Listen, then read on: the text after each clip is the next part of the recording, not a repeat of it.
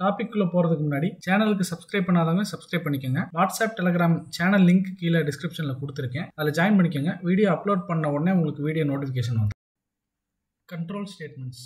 So ஒரு Java program execute ஆகிட்டு இருக்கும்போது, ஒன் பை ஒன்னாக எக்ஸிக்யூட் ஆகிட்டு இருக்கும்போது ஒரு சில இடங்களில் வந்து இந்த பிளாக் ஆஃப் கோடை எக்ஸிக்யூட் பண்ணலாமா இல்லை இந்த பிளாக் ஆஃப் கோடை எக்ஸிக்யூட் பண்ணலாமாங்கிற கண்டிஷன் வரும். அந்த கண்டிஷனில் வந்து கோடே ஒரு டெசிஷன் எடுத்து அந்த ஸ்பெசிஃபிக் பிளாக் எந்த பிளாக் வந்து கண்டிஷனை மேட்ச் ஆகுதோ அந்த பிளாக்கை மட்டும் எக்ஸிக்யூட் பண்ணி முடிக்கும்.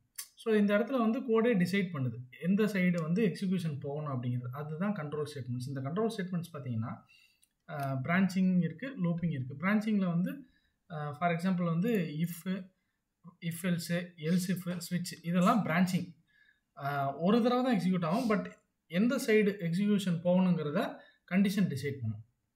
அடுத்தது லூப்பிங் இருக்குது. ஸோ ஃபஸ்ட்டு வந்து பிரான்ச்சிங்கை பார்த்துருவோம். இஃப் எல்ஸ் எக்ஸாம்பிள் பாருங்கள். இதில் இப்போ இன்ட் நம்பர் ஈக்குவல் டு 10.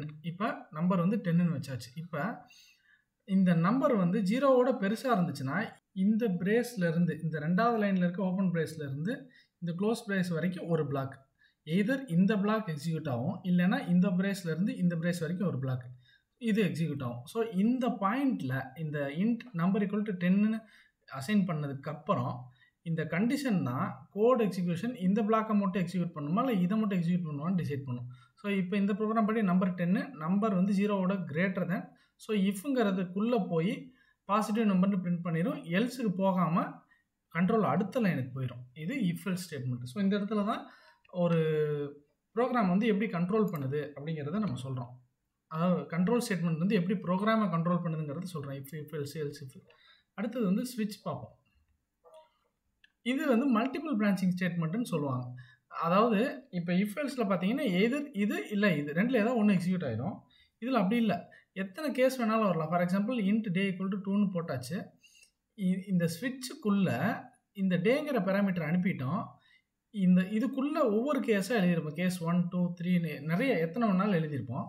எந்த கேஸில் இருக்க வேல்யூ கூட நம்ம அனுப்பின வேல்யூ ஈக்குவலாக இருக்கும் அந்த கேஸ் மட்டும் எக்ஸிக்யூட் ஆகும். So system dot out and பிரிண்டலன் Monday, அடுத்தது டியூஸ்டே, அதர் டேன்னு வந்திருக்கு. இப்போ கேஸ் இது 2ன்னு போட்டிருக்கனால கேஸ் 2 மேட்ச் ஆகி நமக்கு அவுட்புட் வந்து டியூஸ்டேன்னு பிரிண்ட் ஆகும்.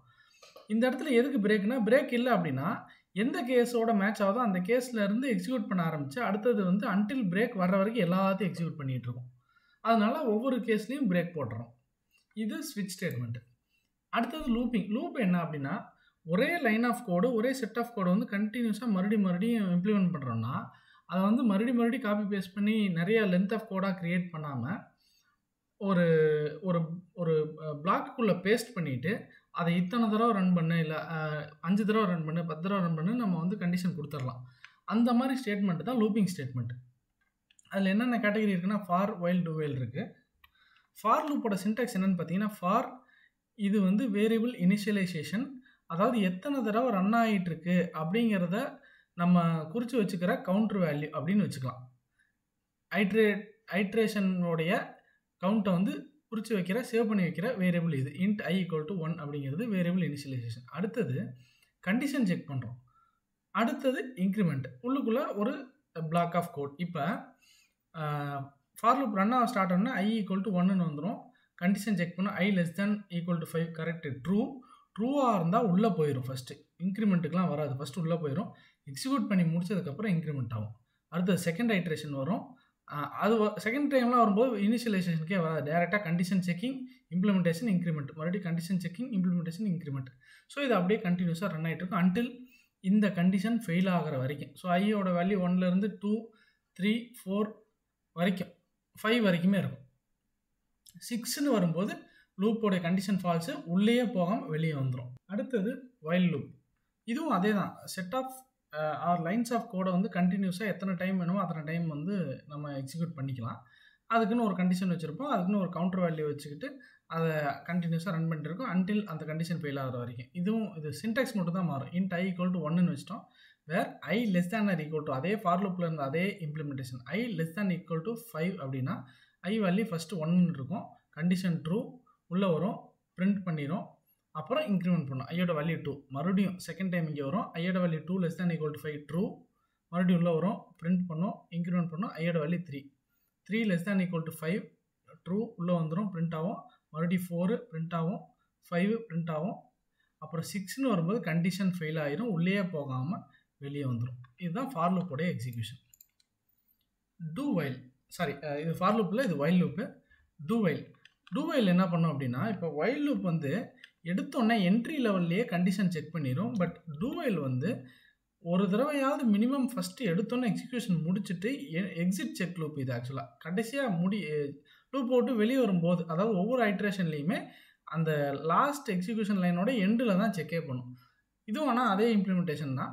பட் ஃபஸ்ட்டு பாயிண்ட்லேயே கண்டிஷன் ஃபெயிலாக இருந்தாலும் ஒரு தடவையாவது மினிமம் இந்த லூப் ரன் ஆகும், இந்த do while loop. But for லூப்பும் வைல் லூப்பும் அப்படி கிடையாது. ஒரு தடவை கண்டிஷன் ஃபெயில் ஆயிடுச்சுனாலே, ஃபஸ்ட்டு என்ட்ரி ஆகும்போது கண்டிஷன் ஃபெயில் ஆயிடுச்சுனால ஒரு தடவை கூட உள்ளே போகாமல் வெளியே வந்துடும். பட் டூ வைல் அப்படி இல்லை. நான் i = 10ன்னு வச்சிடுறேன்னு வச்சுக்கோங்க. இந்த இடத்துல எடுத்தோன்னே i = 10. அந்த ஆக்சுவலாக இந்த கண்டிஷன் படி ஃபால்ஸ் தான். ஆனால் கண்டிஷன் நம்ம இங்கே செக்கே பண்ணல, உள்ளே போயிடும், பிரிண்ட் பண்ணிடும் i++ i = 11. அப்புறம் தான் செக் பண்ணோம். 11 <= 5னா ஃபால்ஸு, வெளியே வந்துடும். ஒரே தடவை எக்ஸிக்யூட் ஆகும், ஆனால் கண்டிஷன் ஃபால்ஸாக இருந்தாலும். இதுதான் டூ வைல் லூப்போடைய நேச்சர். அடுத்தது இந்த சீக்வன்ஷியலாக எக்ஸிக்யூஷன் போயிட்டுருக்க ஒரு சில நேரங்களில் பிரேக்கோ, கண்டினியூ, ஜம்ப் இந்த மாதிரி கான்செப்ட் தேவைப்படும். அதுக்கு தான் பிரேக்கு, கண்டினியூ இந்த இதெல்லாம் இருக்குது. ஸோ பிரேக் எதுக்குன்னு நான் காட்டுறேன் பாருங்கள். இப்போ ஃபார் லூப் இருக்குது. ஏதாவது ஒரு ஸ்பெசிஃபிக் கண்டிஷன் வரும்போது எனக்கு வந்து லூப் வந்து அதோட நின்றணும், ஃபுல்லாக கடைசி வரைக்கும் எக்ஸிக்யூட் ஆகக்கூடாது. i = 1 2 3 இருந்துச்சுன்னா பிரேக் ஆகணும். அப்படின்னா அந்த இடத்துல அதுக்குள்ளே ஒரு இஃப் போட்டு பிரேக் போட்டோன்னா i = 1 கண்டிஷன் ட்ரூ உள்ளே வரும், மறுபடியும் i = 2 கண்டிஷன் ட்ரூ உள்ளே வரும், மறுபடியும் i = 3 கண்டிஷன் ட்ரூ உள்ளே வரும். இங்கே ஒரு கண்டிஷன் செக் பண்ணுது, i = 3 கண்டிஷன் ட்ரூ உள்ளே வருது, பிரேக் ஆகிட்டு வெளியே போயிடுது. 4 5க்கெலாம் எக்ஸிக்யூட் ஆகாது. இது பிரேக். இது வந்து கண்டினியூ அப்படின்னா என்னென்னா, அந்த ஸ்பெசிஃபிக் ஐட்ரேஷனை மட்டும் ஸ்கிப் பண்ணிடும். அதாவது உள்ளே வரும், அதே சினாரியோ தான். i = 1 கண்டிஷன் ட்ரூ உள்ளே வரும், ஆனால் வந்து இந்த கண்டிஷன் ஃபால்ஸு, வெளியே போயிடும்.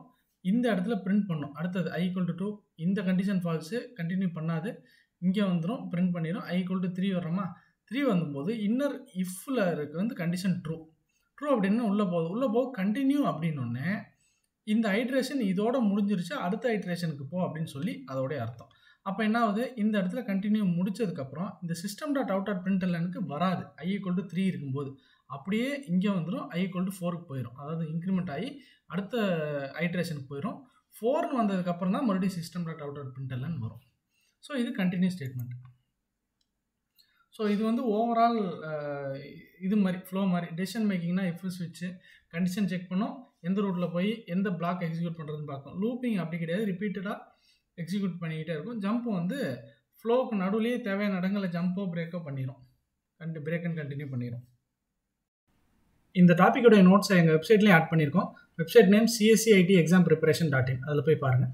அதே மாதிரி programming, web app development, mobile app development இதெல்லாம் லேர்ன் பண்ணணும்னா எங்களுக்கு யூடியூப்ல இன்னொரு சேனல் இருக்குது. அந்த channel name the developer tools. அதில் 250க்கும் மேற்பட்ட ப்ரோக்ராமிங், மொபைல் ஆப் டெவலப்மெண்ட் சம்மந்தப்பட்ட வீடியோஸ் இருக்குது. நீங்கள் போய் பாருங்கள், கண்டிப்பாக உங்களுக்கு யூஸ்ஃபுல்லாக இருக்கும். சேனல் லிங்க்கு கீழே டிஸ்கிரிப்ஷனில் கொடுத்துருக்கேன்.